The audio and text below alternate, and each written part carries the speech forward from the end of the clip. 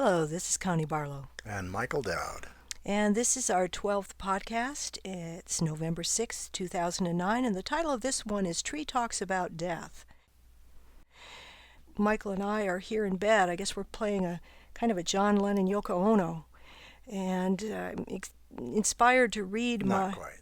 Well, we do have clothes on here, but you haven't been feeling very well for 3 days. Your fourth chemo infusion has kind of put you down, and it seems an appropriate time for me to read a story, a children's story that I wrote last spring and then edited about a month ago and got it up on the website for free download that deals with death, and it's a way to bring this understanding to children that whatever emotions we may rightfully feel when someone we love dies, there's nothing wrong with death. Death plays a natural and creative role in the cosmos. Yeah, and I want to say that this story, Connie's been working with this death material. We both have, but mostly Connie for the last several years, really talking about how death is natural and creative, generative at all levels of reality, and is thus no less sacred than life.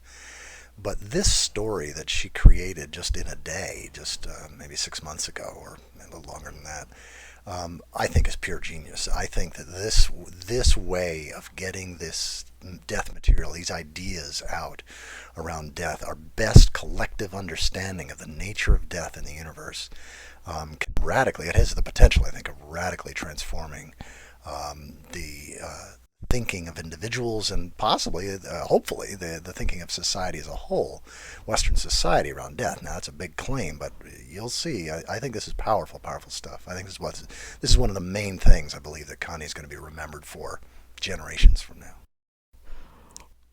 This children's story is called Tree Talks About Death, and we're going to do the whole thing here. It's in 5 parts. It has 5 chapters, and so it can either be done all in one evening session, a parent with a kid as a bedtime story, or it can be done in 5 separate evenings broken out by chapters. I might just mention that the reason I have this kind of form, there's no pictures and there's a lot of interaction that'll be going on with it, and Michael will be playing the role of the child. He will be the one interacting with me.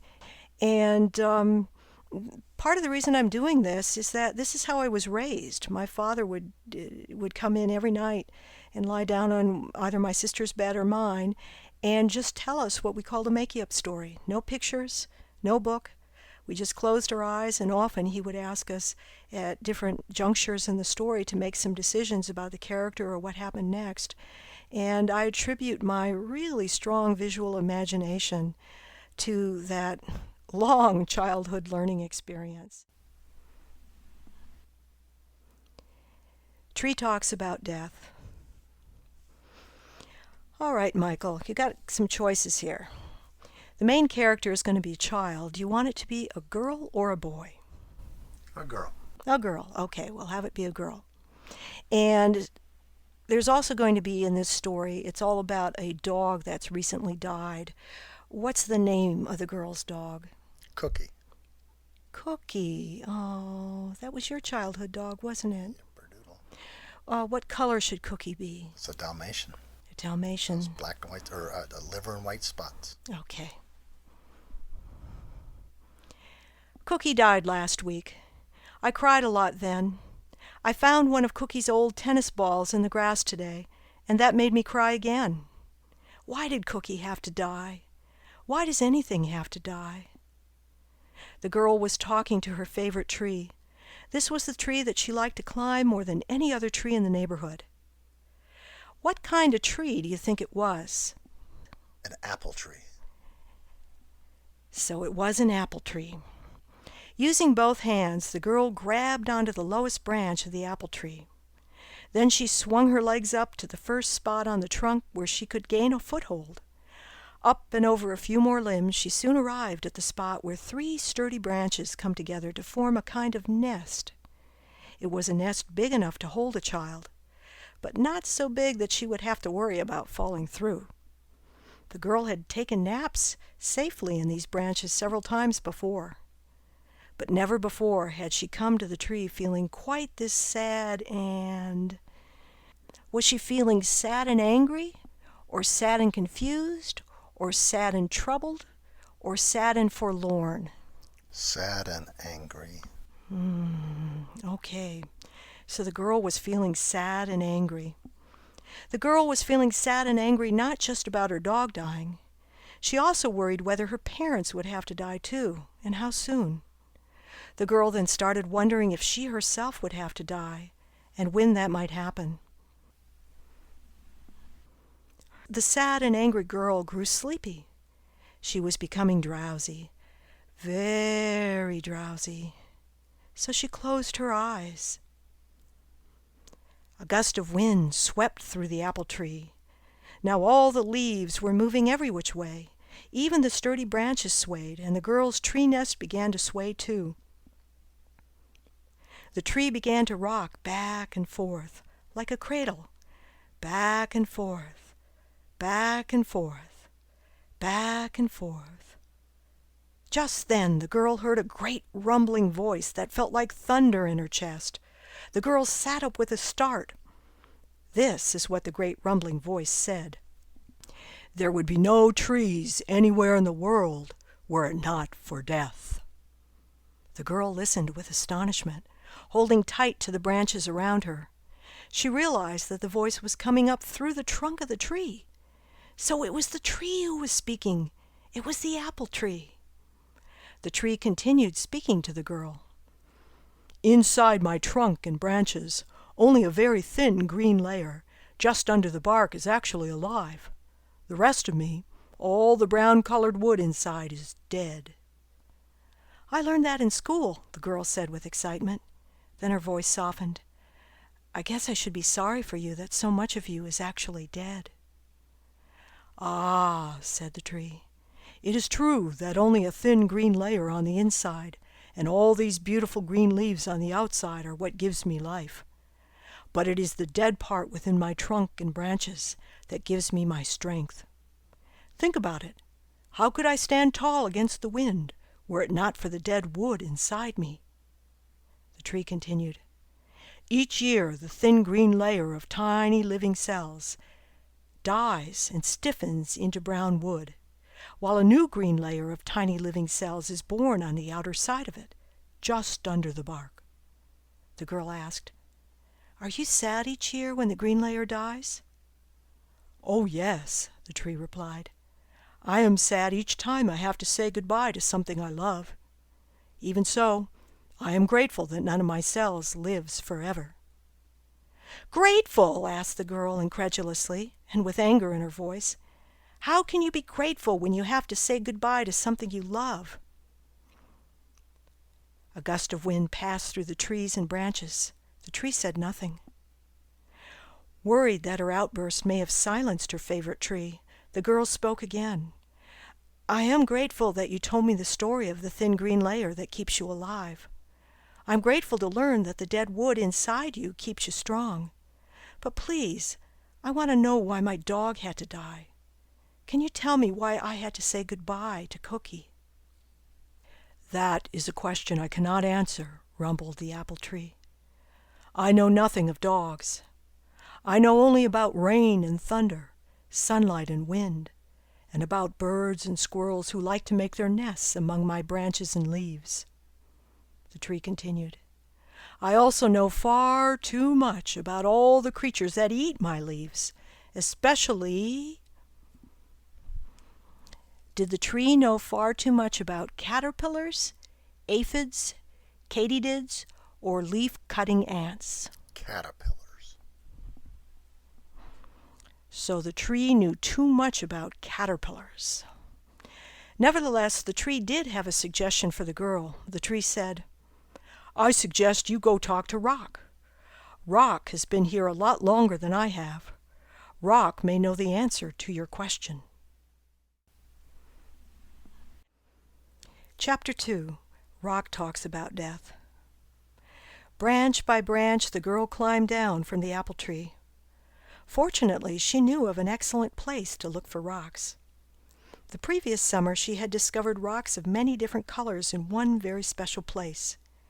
She had sometimes taken Cookie there with her to explore the beautiful rocks. So as she embarked on the next phase of her quest, a tear rolled down one cheek. This was because the girl wished that Cookie were alongside her now. The girl especially liked to visit this landscape of rocks after a rain. She had discovered that the rocks are more colorful when they are wet, and if the sun comes out, some of the rocks even sparkle in the sunlight. It had rained the previous night, and it was sunny now. As the girl approached her destination, she saw the wet rocks gleaming in the bright sunlight. Even though she was still very sad, the sparkles in the rocks made her smile. One rock caught her attention immediately. She bent down and picked it up. What kind of rock did the girl pick up? Do you think it was a rough piece of sandstone? Or perhaps it was a speckled piece of granite? Or maybe it was a chunk of limestone with fossils in it. So which was it, sandstone, granite, or limestone? I like speckled granite. Speckled granite. So the girl picked up a piece of speckled granite that fit perfectly in the palm of her hand. Looking closely, she admired how the tiny light and dark crystals within it sparkled in the sunlight. She especially liked a particular kind of mineral crystal that sparkled a lot. What crystal do you think she liked the best? Was it the shiny black flakes of mica within the granite? Or did she prefer the clear crystals of quartz? Or maybe the girl preferred the gray and pink crystals of feldspar. So which crystals did she like best? Mica, quartz, or feldspar? Mica. Mica. Okay, so the girl especially liked to look at the sparkling crystals of mica within the piece of speckled granite that she held in the palm of her hand. Just then the rock began to speak. The rock spoke softly, almost in a whisper, like this. In order to hear what the whispering rock had to say, the girl raised the palm of her hand to her ear with the rock in it, and she listened carefully, very carefully. "I am granite," whispered the rock. "I exist only because, after many millions of years, the ocean floor is pushed under the edges of the continents. All the ocean rock and mud that is pushed and squeezed under the continents eventually is pushed so far down into the earth that it melts into liquid rock. Then the liquid rock starts to rise up through the ground. Moving upward, the liquid rock bulges the land above it, and mountains are born. When the liquid rock stops moving upward, it cools, and it turns into me. It turns into granite. So you see, there would be no granite if the rock and mud on the floor of the ocean never vanished beneath continents. I am grateful that the ocean floor does not last forever." "Oh," the girl said thoughtfully. The rock spoke again. "You see, even these things that seem to you humans like they last forever, well, they die too. And they must die in order for Earth to thrive. Mountains die by eroding away particle by particle. Lakes die by filling up with sand and mud washed down from the mountains. Even oceans die when they are squeezed under continents, and the shells of sea creatures fossilize into rock too." Said the girl. "I think I understand why death is important for you. I think I understand why death is important for a rock. But I am a human, and I love my dog very much, so please tell me, why do pets have to die? Why did Cookie have to die?" "That is a question I cannot answer," admitted the rock. "It is true that I am very old. Alas, I know nothing of dogs. But I do know someone who has a lot of experience with death. Go talk to Spider. Spider may know the answer you seek." Chapter 3. Spider Talks About Death. The girls set the rock down gently among the other colorful rocks. She had asked the rock the same question she had asked her favorite tree, and even though she now knew why rocks are grateful that mountains and lakes and oceans and sea creatures do not live forever, The girl could not figure out how mountains and lakes and oceans and sea creatures might have anything to do with her dog. Thus, the answer that the rock had given her did not address her own particular concern about death. The answer that rock had given her did not make her feel any less sad and angry. So the girl put the rock down. Before she turned to continue her quest, the girl paused to admire all the colors and sparkles in the field of rocks around her. She was grateful that the sun was still shining brightly. The girl remembered a dirt trail near her home where she sometimes saw spiders. So here's a question for you. Do you think that the dirt trail goes through a forest of tall trees? Or does it pass through a meadow full of grasses and wildflowers that sway in the breeze? Forest of tall trees. Forest of tall trees. When the girl arrived at the edge of the forest of tall trees, she stopped to look for where the trail began. The trail was always a little bit hard to find, but she spotted it and walked over to where it entered the forest. The girl knew she would have to walk very slowly in order to spot a spider. She knew she ought to look carefully at the spaces between the plants on either side of the trail. Actually, she decided not to look for spiders. She decided to look for their webs. The webs would be much easier to spot. So the girl began to walk slowly along the dirt trail through the forest. She walked first with her head turned to the right, searching for spider webs. Then she walked a few steps with her head turned to the left, and then to the right, and then again to the left. Just as she was beginning to turn her head once more to the right, she gasped and came to a standstill. Oh no! There was a spider web that stretched right across the trail, exactly in front of her face. The spider looked gigantic because it was only... How many inches was the spider from the girl's nose? 4. So the spider was only 4 inches away from the girl's nose.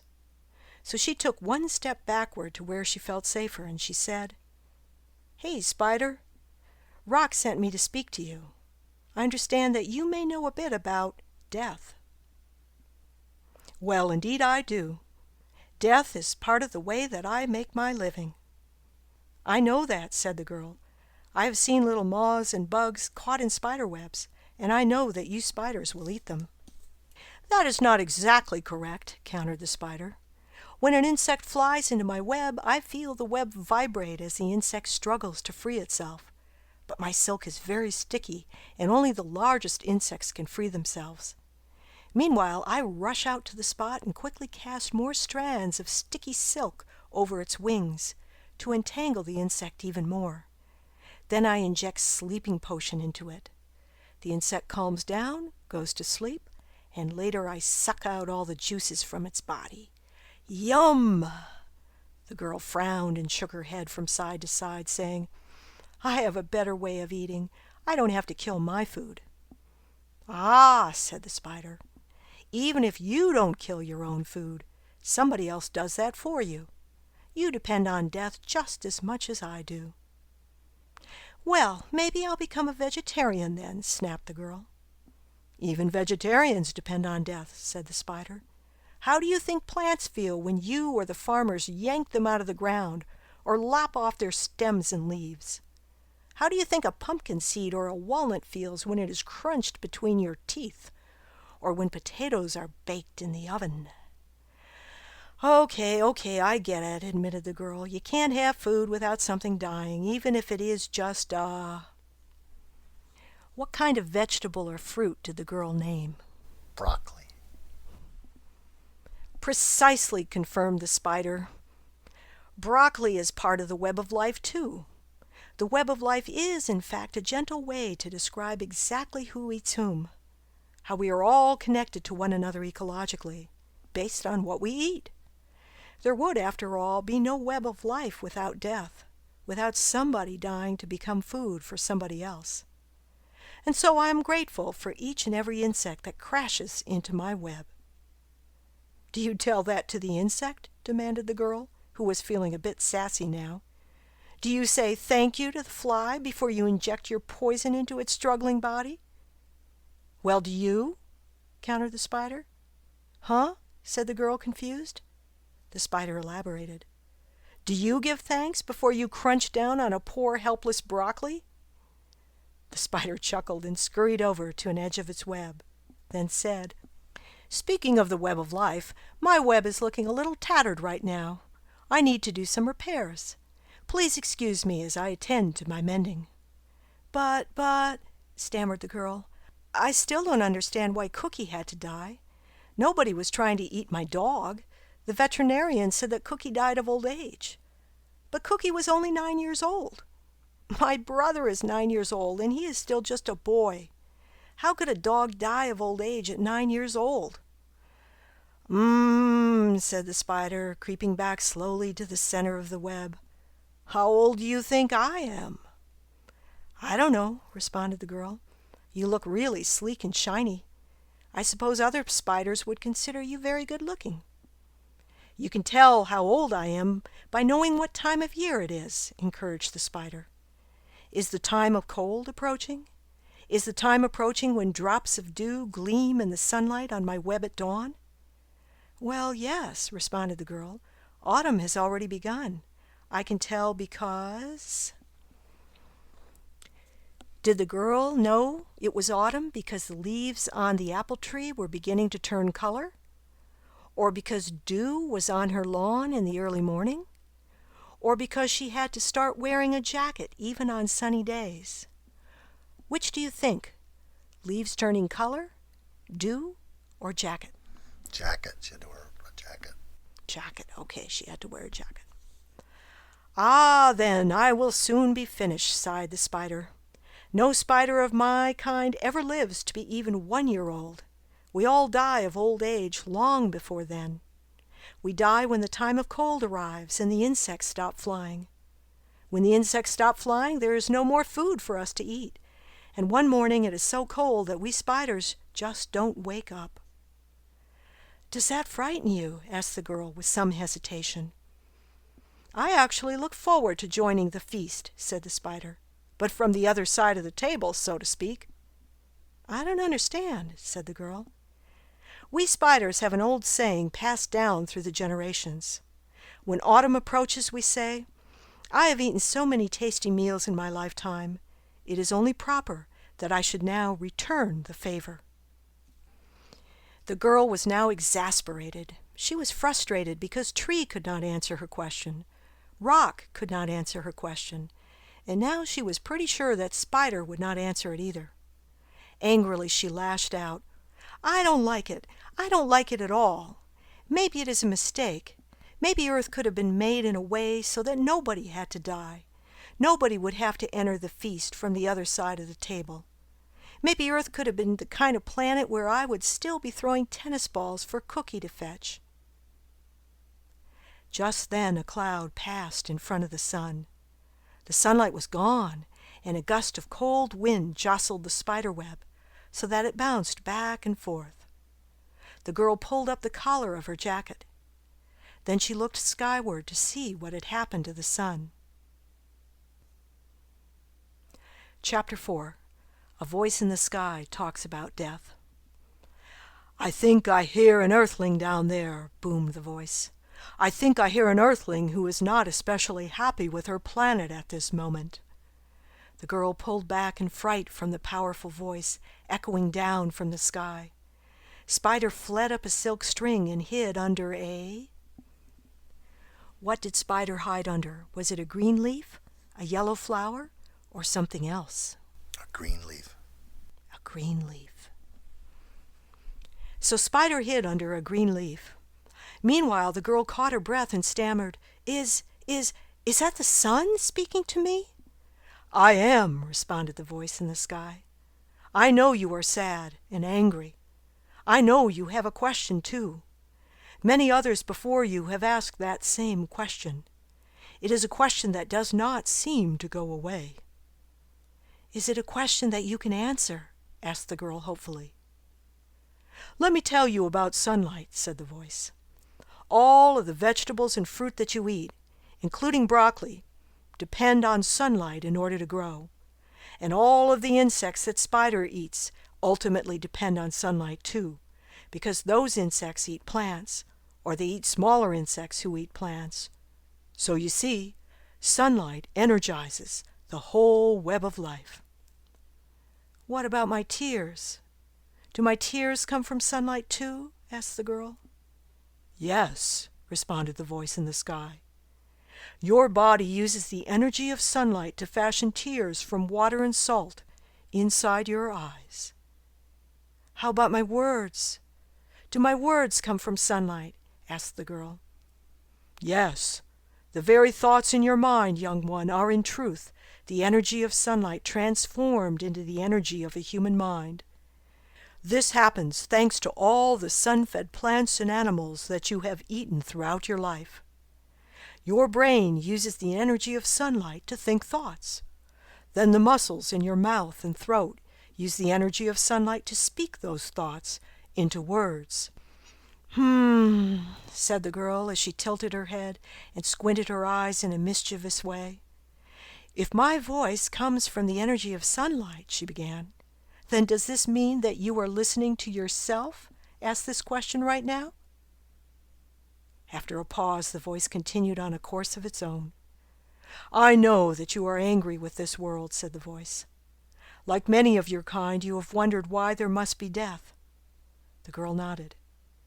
You have already learned all that tree can teach you about death. You have already listened to rock. And you have heard from spider, too. So what you are asking of me is simply to tell you about your dog, is that correct? Yes, exclaimed the girl, her face brightening. To tell you about your dog, however, I need to tell you about all dogs. That is how dogs came to be. The voice in the sky continued. I am very old, so I have seen it happen. Your Earth story is not a story that has been passed down to me through the generations, like Spider's story of the feast. Rather, it is a story that I have witnessed myself. I have watched the story of how rocks came to be on Earth, and of how life came to be. I have watched Earth's story unfold ever since the first rays of sunlight began to bathe your planet. I was there when ocean floor squeezed under continents. I was there when the first generations of mountains all eroded away. I was there when complex molecules assembled into the very first forms of tiny life. I was there when the simple life forms began to wriggle and swim, and then when some evolved into life forms that could breathe on land, and then when some of those land breathers became the great dinosaurs, some of whom ate tall trees composed of many living and dead cells. Wow, uttered the girl. You saw all that? The voice continued. I have watched as you humans became clever enough to study the rocks and to figure out that the Earth is very, very old. I've watched as curiosity compelled you humans to look for fossils, to probe and compare DNA, and thus to figure out the family of relationships in the tree of life. Yes, I have watched humans just like you learn a great deal about your planet's ecology and how Earth life evolved over billions of years. I commend your species for those talents and for your persistence. Impressive. So tell me, young one, what is your favorite dinosaur? The girl said that her favorite dinosaur was... What was the girl's favorite dinosaur? Triceratops. Yes, said the voice in the sky. Triceratops was a very fine dinosaur indeed. Now tell me, do you think Cookie's ancestors lived in the time of the great dinosaurs? I suppose they would have had to, replied the girl. But Cookie's ancestors probably didn't look much like dogs back then. Correct, the voice continued. Do you think your ancestors were alive during the time of the dinosaurs too? Well, yes, but there were no apes back then, so human ancestors must have been something else, something smaller, maybe something like a ground squirrel or woodchuck or gopher that lived in a burrow under a tree and ate leaves and seeds and tried to keep safe from the dinosaurs. Correct again. But there is something more you need to know. The voice paused, then continued. You see, young one, your ancestor and Cookie's ancestor were the very same creature back then. You and your dog share the same great grandparents. I think I like that idea, but I'm not quite sure, said the girl. Actually, I think that's kind of cool, if a bit creepy, but still, it's cool. Yeah, I like that idea. I like being related to my dog.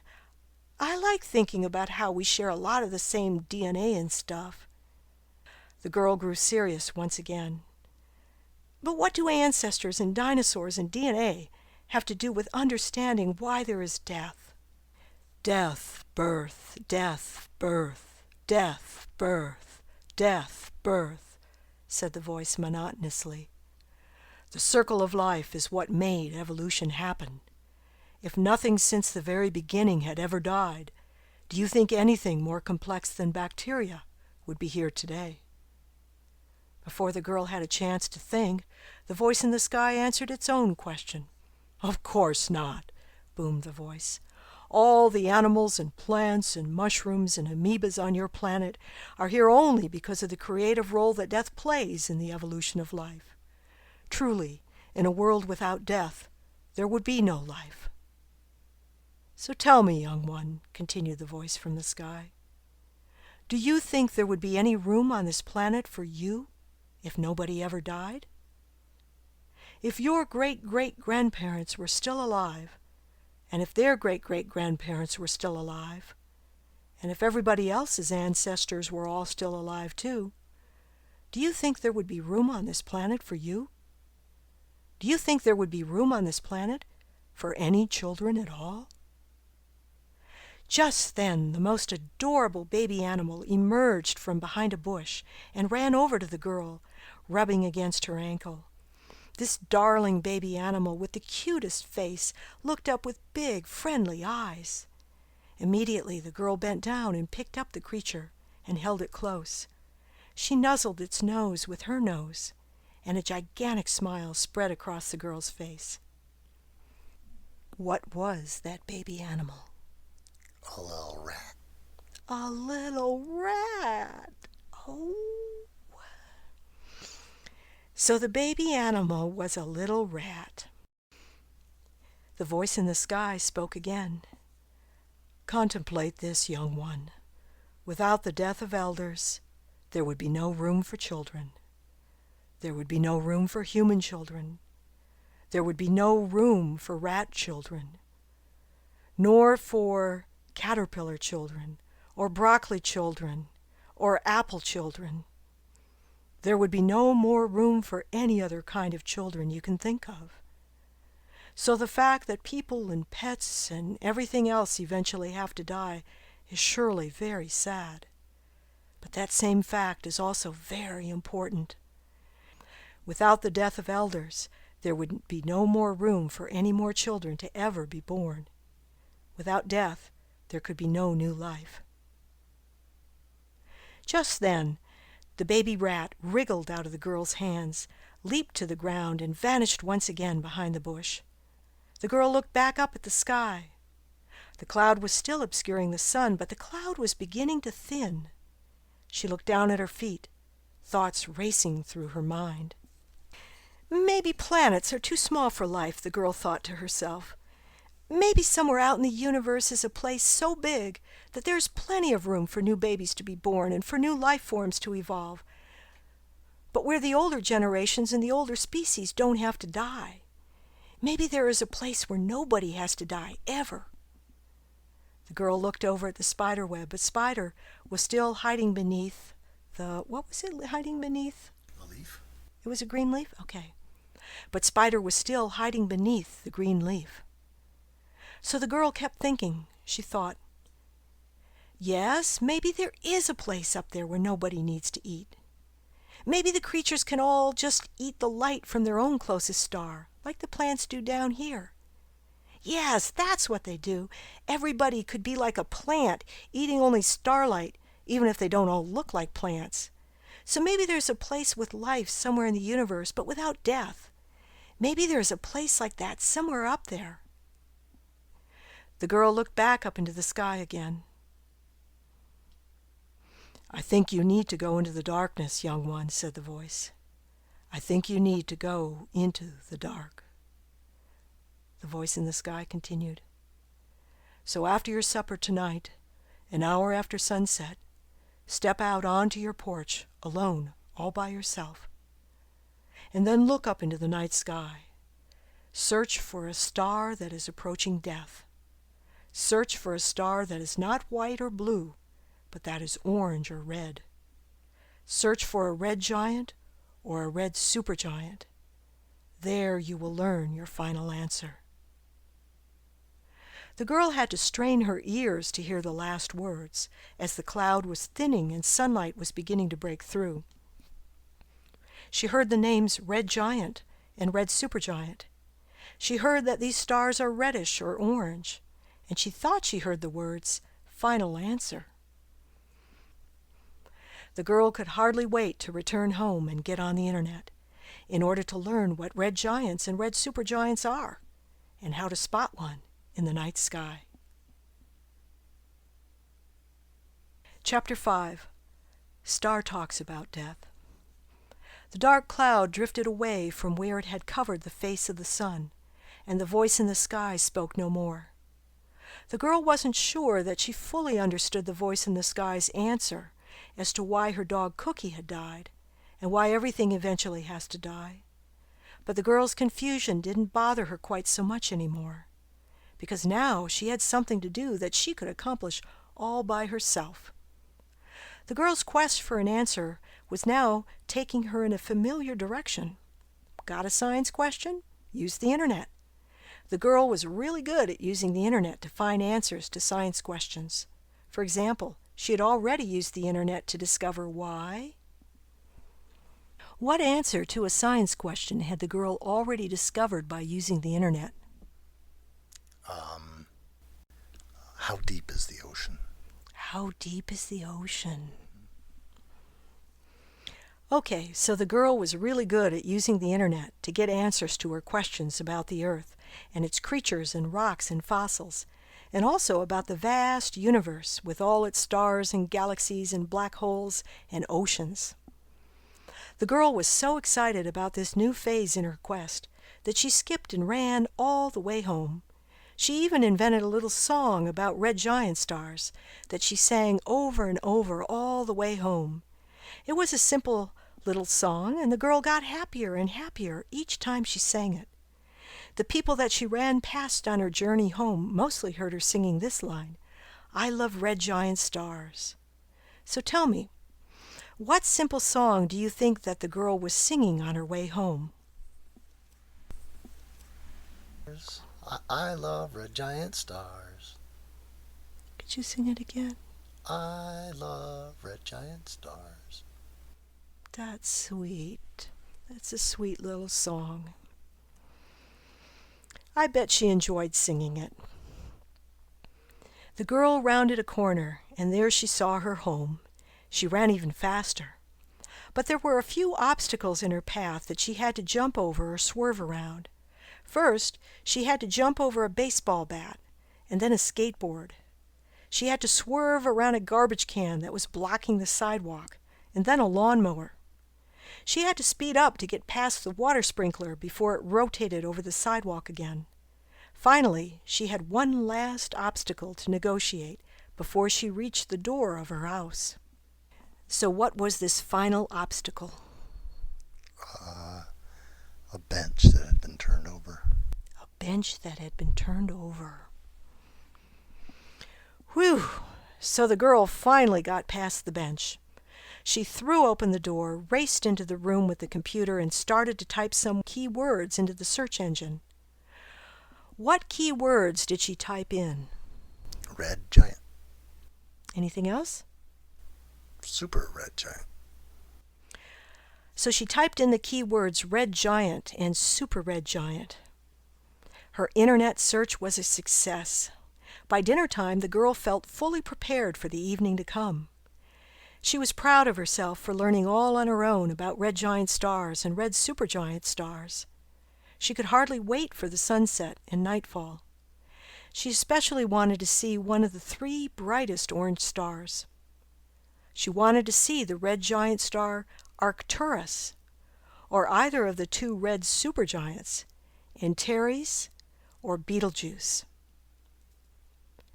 At dinner, the girl got to eat her favorite food, but she was too excited to really enjoy it. Instead, she was thinking about stars. What food did the girl eat for dinner? Mashed potatoes, corn, and chicken. So dinner that evening was mashed potatoes, corn, and chicken. The sun set and the sky grew dark. The girl who earlier that day had spoken with a tree, a rock, a spider, and a voice in the sky stepped outside onto the porch. Quietly and with great anticipation, she repeated to herself the instructions she had been given.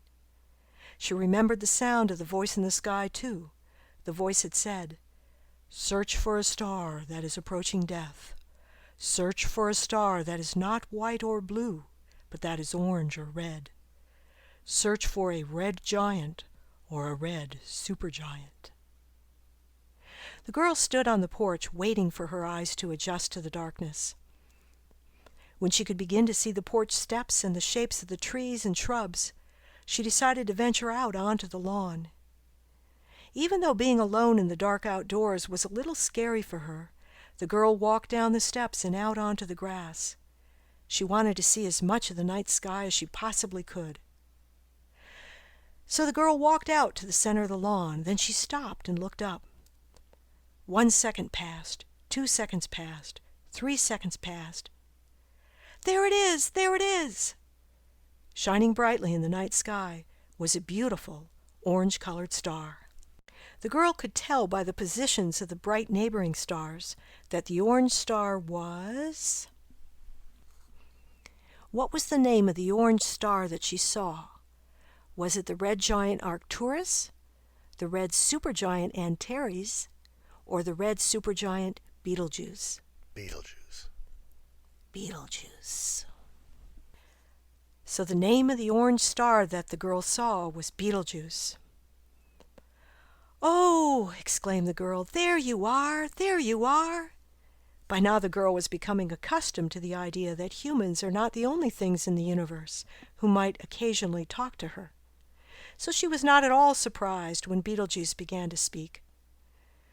"Well, well, good evening, Earthling. I was told that you might have a question for me tonight, so speak." "I do have a question," the girl replied with excitement. "Today the sun, at least I think it was the sun, told me to find you. I was told that you would have the final answer to help me understand why death happens, why it has to happen, and why my dog Cookie had to die." "That is indeed an important question," said Betelgeuse solemnly. "I suppose that ever since your ancestors of long ago began asking questions, they wondered about death too. Hey, I wonder if my ancestors who lived during the time of the dinosaurs and who looked something like a squirrel asked this question too." "What's a squirrel?" asked Betelgeuse. "What's a dinosaur?" The girl shook her head, thinking to herself, "Okay, so this orange star way beyond our solar system doesn't know much about Earth history, but it probably does know a lot about the rest of the universe." The girl looked up at the star and said eagerly, "Betelgeuse, maybe you know about a special place out there in our Milky Way galaxy, or maybe in some other galaxy. It would be a place much better than Earth. It would be a place where creatures live and where creatures keep getting born. But nobody has to die. Nobody ever has to die there, and so nobody ever has to be sad." "Not here," said the star. "There's no place like that anywhere in our Milky Way galaxy. I, of course, do not know much about any of the other galaxies out there in the universe. But of the 200 billion star systems in our own galaxy, the Milky Way, I can tell you this. I can tell you that there is no such place as the one you describe." "That's it?" protested the girl. "That's the answer? That's the final answer?" The girl was becoming very frustrated now, so she forgot to be courteous and respectful when addressing the star. Instead, she lashed out, saying, "Your answer doesn't make me feel any better. It just makes me feel worse." When Betelgeuse spoke again, the girl noticed a touch of sadness in the star's voice. Betelgeuse said, "That's because the reason you were told to seek me out was not to help you feel better. It was to help me feel better." "What?" stammered the girl. But you are a star. Why would you talk like that? How could I, a mere earthling, a human, a kid even, how could I possibly help a star to feel better?" "Well, unlike your star, I have no planets orbiting me that have a chance to produce life. So I don't know much about biology. I know I look good up here, but good looks are just on the surface. I want to feel good about myself. Before I die, I want to know that I have accomplished something important, something that will carry on after I'm gone." "Oh," the girl said softly. Betelgeuse continued, "You see, when stars get close to dying, we begin to squeeze helium atoms into a kind of atom that is absolutely essential for life, carbon. At that time, we turn from white or blue or yellow to orange or even red. I've known about Earth life for a long time, and I know that Earth life needs carbon." "How do you know about Earth life?" asked the girl. "Hey, all of the stars in this sector of the Milky Way galaxy know about Earth life," the star replied. "We'd all love to be able to bring forth what your own star, the sun, has helped to create. We'd love to have creatures like moths and bats and owls flying in the starlight at night. We'd love to have creatures like humans gazing up at us and telling stories about why some of us look orange, and some of us look blue, and some of us look white or yellow." The girl smiled. She was proud of her planet and all its creatures. The orange star continued, "So, of course, I know that earthlings exist and that earthlings require carbon. But no earthling has ever told me why life is important. No earthling has ever told me why it is important that carbon flung out from dying stars like me, why that's important and why that makes life possible. So I wonder why it is important for me in my elder years to be making carbon right now. Tell me, why is life important?" "Wait a minute," said the girl, thinking. "Do you mean that I have little particles of stars inside me?" "Yes, you do," assured the star. The girl continued, "Do you mean that all the carbon atoms in my cells, and in all the carbohydrate foods that I eat, and in the carbon dioxide that I exhale, that they were all created inside stars that look like you?" "You got it, kid." "Wow!" exclaimed the girl, now running in circles, her arms waving crazily up toward the stars. Betelgeuse laughed and said, "In a way, red giant stars and red supergiant stars who lived and died before your solar system was born are your ancestors. They are your most ancient ancestors. When those ancestor stars were dying, they recycled back to the galaxy much of the carbon that they had made during their lifetimes. That carbon, that stardust, is now right there inside of you." "I am made of stardust! I am made of stardust! Yippee!" exclaimed the girl, who by now was spinning out of control. The orange star watched the jubilant girl with delight, and then asked its own burning question one more time. "Why is life important to you? Why is it important that there be earthlings all connected through the web of life, and all sharing the same ancient ancestors from long, long ago? Why is it important that there be life in this universe?" The star continued, "Until I know that answer, I can't be sure that this business of making carbon is really worth much over the long haul. I can't be sure that something important will carry on after I am gone, something important that will use the carbon atoms that I am creating right now." The girl stopped twirling and looked directly at the star. Hands on her hips, her smile melted into a frown, and she took a deep breath that came out as a frustrated sigh like this. Keeping her gaze on the star, the girl said, "What a silly question. Of course life is important. If life weren't important, I wouldn't be asking questions about why death has to happen. I wouldn't really care. But I do care. So that means life is important." "But what does life actually do?" asked Beetlejuice. "I guess it's not so much what you do," countered the girl. "Rather, it's how you feel about what you do and how others feel about it too." The girl knew she needed to give an example, so this is the example she came up with. She said, "For example, Cookie's life was important because I loved Cookie, and Cookie loved me. I will always remember this one very special dog. Right now, I can't actually think of anything more important than the fact that Cookie and I loved each other." "Oh," said Beetlejuice quietly. The girl continued, "So, Beetlejuice, tell me this. How do you feel about your life as a star right now?" I guess I feel pretty good talking with you," replied the orange star. "You may be young, but you seem to know a lot about what is important. You seem to feel what's important. And just talking with you helps me feel that my own work as a star is important too. So I thank you." Just then someone whom the girl loved very much opened the door and started calling for her to come in for the night.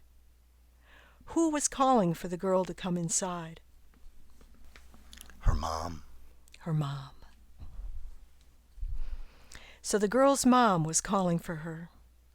"Oops, I hear my mom calling for me now," said the girl. "I've got to go back inside. It's time for bed." The girl began walking toward the house, a peaceful smile on her face. As she stepped onto the porch, she stopped and swiveled to look back at the star. "I love you, Beetlejuice," she said softly. "I love you too," replied the star. "And thank you for talking with me," said the girl. "You haven't answered my question, but for some reason that question doesn't feel so troubling anymore." "Me too," said the star. "Me too." How the story ends is up to you. Do you think that when the girl went back inside and got ready for bed and dreamed that night about ancestor stars and voices in the sky and about spiders and rocks and trees? Or did she instead wake up in a nest of branches in the apple tree with sunlight from her own star caressing her face? Which do you think it was? She woke up in the apple tree. She woke up in the apple tree. Good night, darling.